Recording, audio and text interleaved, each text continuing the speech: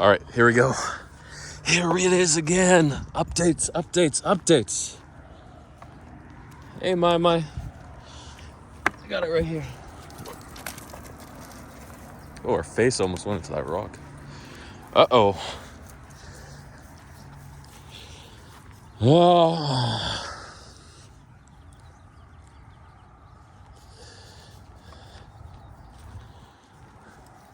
It's pretty cold. I was going to walk it 2 hours ago when it was dark, but luckily you got me here.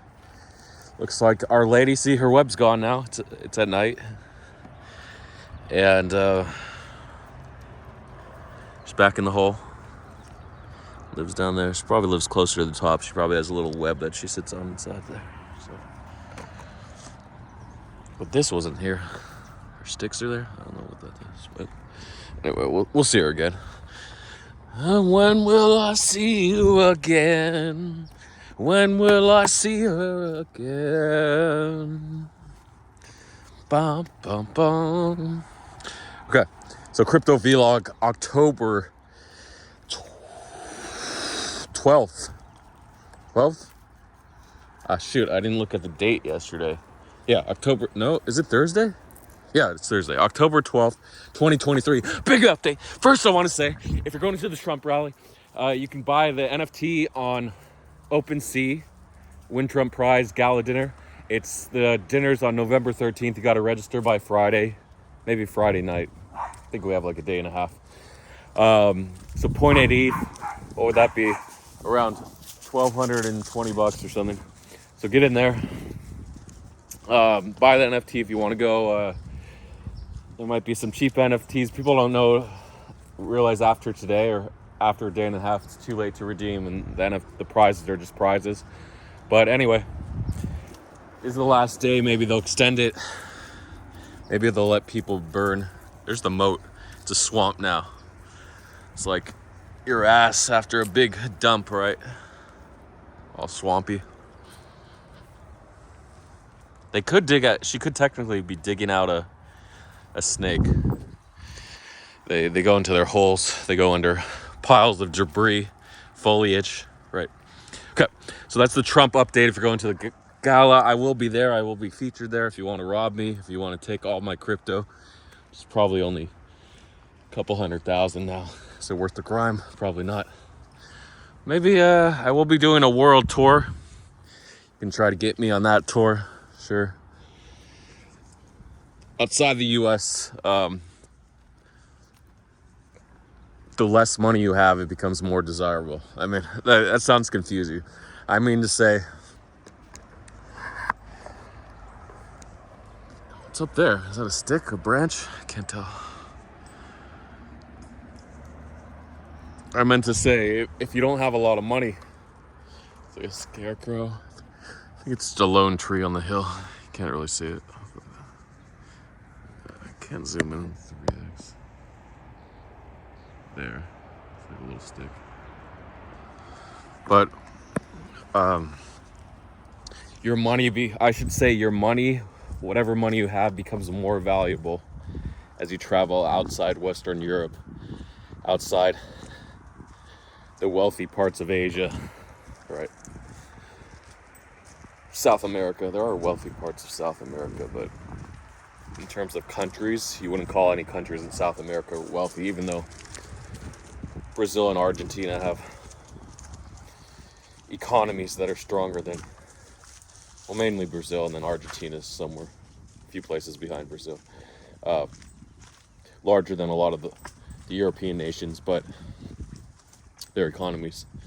But at the same time, the standard of living and their inflation rate is crazy. When you talk about U.S. inflation, you don't realize around the world it could be like 10% a month. Like our inflation peaked at 5% or 7%. And around the world, they have that per month, sometimes double. Like Turkey, Iran, because of the sanctions. I don't know why Turkey's economy is so messed up. They don't really have sanctions. They might. Every country has a few sanctions, sure, for whatever policy they have. Do we have the little white one? Yeah, as long as we have the little white one, I'm okay with that. Hey, because he's the coyote bait, and then the little black one. Okay, so yeah, so that was a side note. If you wanted to rob me, go ahead. 200,000. So like 200,000 in the U.S. might be worth $2 million in poorer African nation or Asian, Southeast Asian island nation, right? They don't have large economies to support rapid growth in exports. So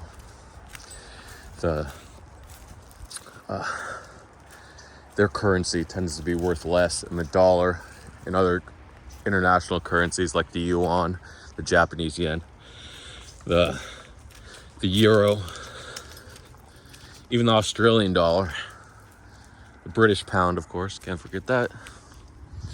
If you want your economy to be strong, you want your own currency to be desired by other nations. Except in the case of China, it's sort of backwards. They'll actually lower the value of their currency, so raise the value of your currency in comparison to theirs, the yuan, in order for you to buy their goods, because it's cheaper when your currency is worth more than theirs. So they're able to load up on exports, so you'll keep buying. But then at the same time, they don't want to lower it too much. They want their currency to keep going up so that their standard of living, etc., goes up. So they can't lower it too much. Or they can manipulate global economic policy and sometimes diplomatic policy by having a stronger currency. Usually with a weaker currency, the only thing you can do is, if you're a manufacturing nation, a large exporting nation, like China, even India, may pass China in 30 years or whatever in terms of exports. So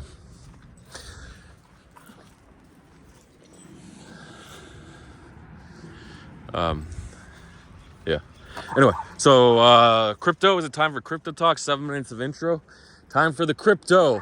So if you're going to the Trump Gala, you can see me there. I think it's in Miami or West Palm Beach, which is just a suburb of Miami, Dade County. So now it's starting to get warm. So when the sun hits you, it's warm, but if you're not directly in the sunlight, it's still cold. So most of the snakes, the venomous rattlesnakes, are still gonna be in their holes. And then when the actual air starts creeping further and further, the warm air further and further into their holes, then they'll start to come out. But if the air is cold, it's gonna be too cold for snakes. So that's why I'm doing a lot of hiking in the fall. It's my favorite time to hike, because when the spring comes, it tends to warm up. I gotta reduce my hours. I can be outside due to snakes. If we didn't have snakes, I could just be out anytime.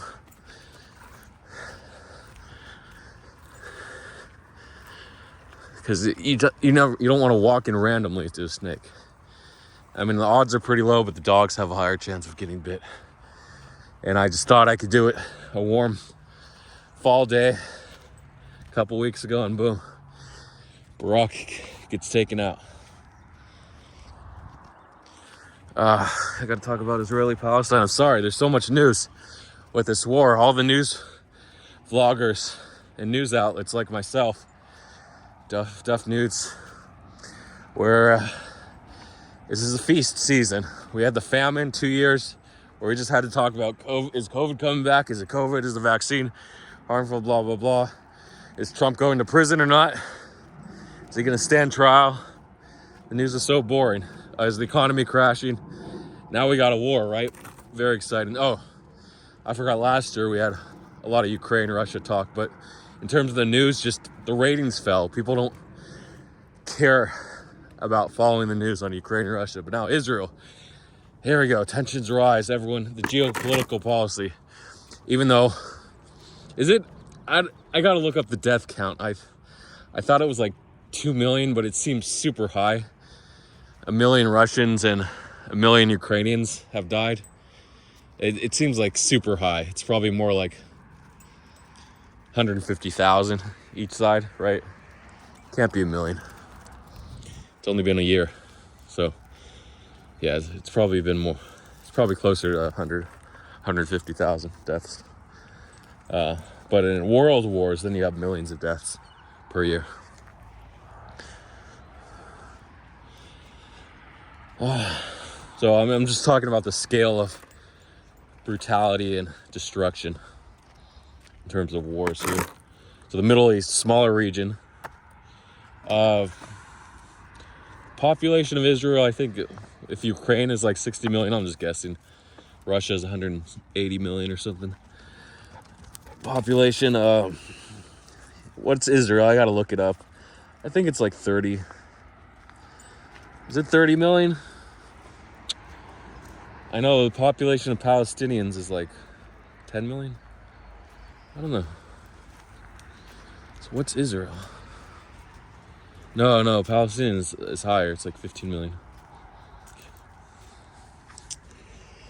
12 is 2. So, Israel, what? I'm just gonna guess. I'm just gonna say 30 million. So this war is just devastating everyone. But there's sides. It's like a sports team. You're rooting for sides. So you're either rooting for Israel or Palestine. Israel's like the favorite, like rooting for Manchester United or Real Madrid. Who else? Whatever favorite team. Germany. You got your. I just forgot what the German team was. Sports team. Italy. AC Milan, and I forgot what the second team was. Saudi Arabia. What's the team? Sorry, I forgot what it was, but Ronaldo plays for that team. Saudi, the best team in the Saudi Arabia, the most well-funded team, basically. So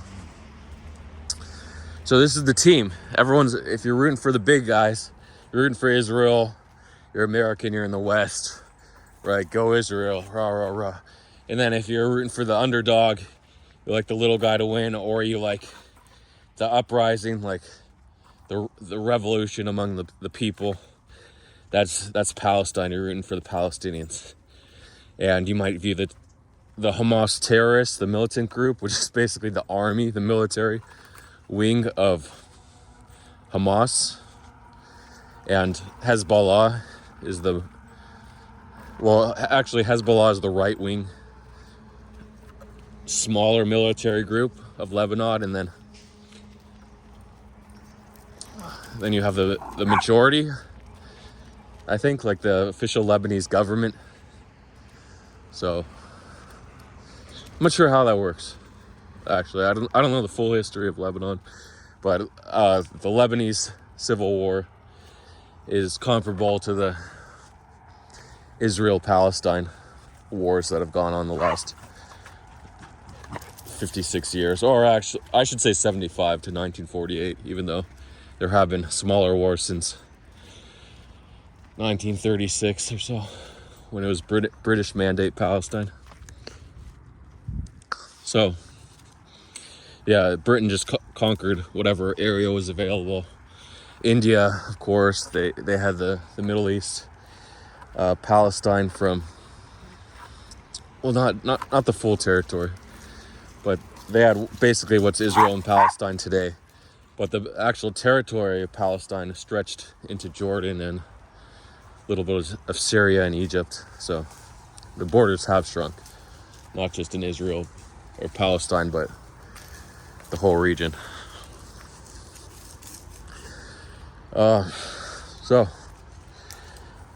So really, no side is right. Like, everyone wants to say, oh, my team is the best, my country is the best, Israel is the best, Palestine is the best, but there's atrocities committed on both sides. So, but people always like to choose a side, like, oh, this side's the best. Whatever Israel is doing, it's right, it's response to Palestine. And meanwhile, people are saying Palestinians have no option here. Whatever they're doing is a direct response to the Israel invasion that has been going on since 1948 And then the more moderate people say, no, it's since 1967 when Israel invaded Gaza and the West Bank. But then the argument is, oh no, Israel's out of Gaza. Yeah, but they've occupied a blockade with Egypt since 2007. So there's really nothing you can do to say one side is right. They're both wrong. But if you want to say like in total numbers of lives lost and people displaced, Palestine is far worse off just because of the power of Israel.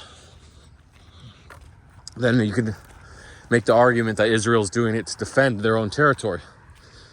Okay, but what about the apartheid actions that they're doing? So apartheid's a weird word. Generally it originated from a Dutch Afrikaner word in South Africa. So what does it mean? I should have looked at the definition. It just means like a systematic rule of government keeping. Is this the condensation? I'm gonna do part 2. It's just to make these shorter. It's keeping the two sections of people. It doesn't have to be race. I don't think that race is defined in the word apartheid. But South Africa used it to keep the white Afrikaners apart from the South African, or the African, natives to Africa, the blacks versus, or you can say the European invaders, the whites. So the whole point was to keep the whites in power, to keep the benefits to the whites. So similar in Israel, the whole point of Israel's occupation of Palestine, well, it's twofold. One, to have a border between all the Palestinian Arabs and the Jews. And the second thing is to make sure that, well, that's probably the main reason, just to make sure Palestinians don't encroach on the Israeli territory and their national identity. So even though Israel did build a wall that took over 8% of Palestinian territory in the West Bank, they still want to keep, and they're expanding that wall too. They want to keep Palestinians out, and they want to push them further and further back. So the end goal isn't to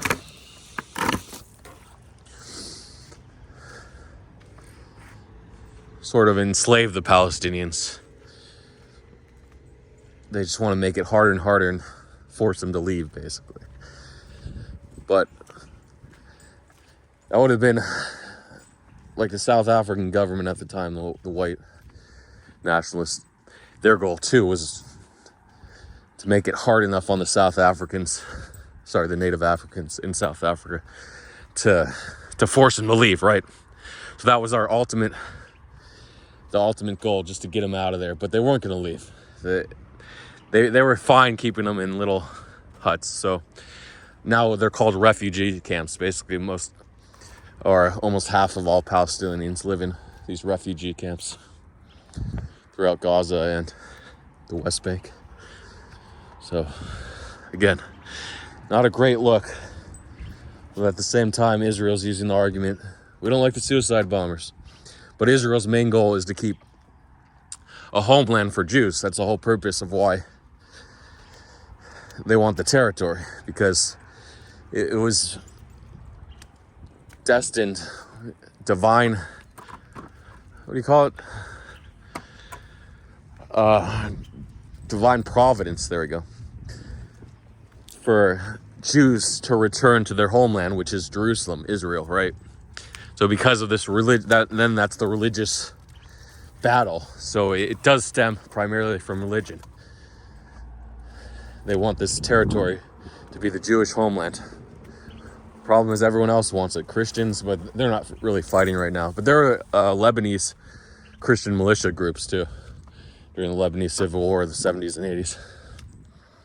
Was when it escalated. So, of course, Muslims.